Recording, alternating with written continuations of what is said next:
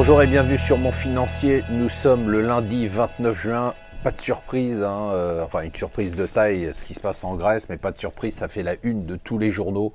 En route vers le chaos, nous disent les Échos. La semaine de tous les dangers, nous dit le Figaro.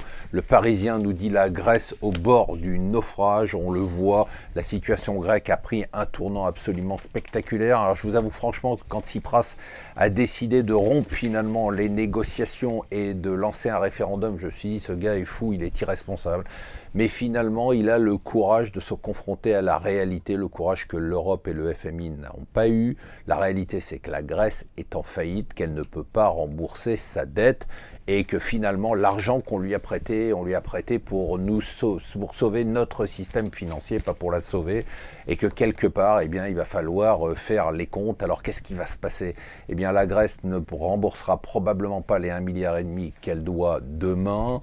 Les banques et la bourse grecque vont rester fermées probablement toute la semaine jusqu'au référendum, voire après. Et ensuite, on verra. Tout va dépendre aussi de ce que la Banque Centrale Européenne va faire, si elle va continuer à soutenir les banques malgré le défaut. Alors tout se décidera dimanche. Si les Grecs disent non au deal européen, eh bien on voit peu d'issues. Ils sortiront de la zone euro et je pense que c'est réellement la meilleure solution. Certes, on va souffrir, et eux surtout, pendant quelques temps, mais ils vont se débarrasser d'une dette et nous, on va devoir prendre une perte en France de 50 à 60 milliards d'euros. Alors voilà ce que nous a coûté tout ce feuilleton grec qu'on aurait dû régler depuis longtemps. Alors dans les autres nouvelles, bien évidemment les horreurs qui se passent dans le monde, que ce soit en France, en Tunisie et au Koweït. Et enfin, on sort un tout petit peu de la dictature de la langue de bois, puisque Manuel Valls reconnaît enfin que c'est une guerre de civilisation. Il était temps.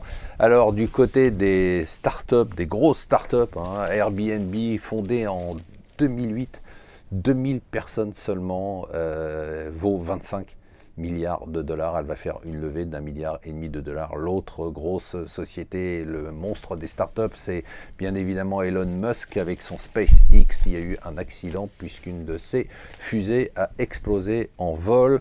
Et enfin, la bonne nouvelle du jour, c'est que le Qatar perd un tiers de ses revenus de fait de la baisse des recettes du pétrole. Ça fera toujours ça de moins pour financer le terrorisme. Voilà, restez avec nous sur Mon Financier.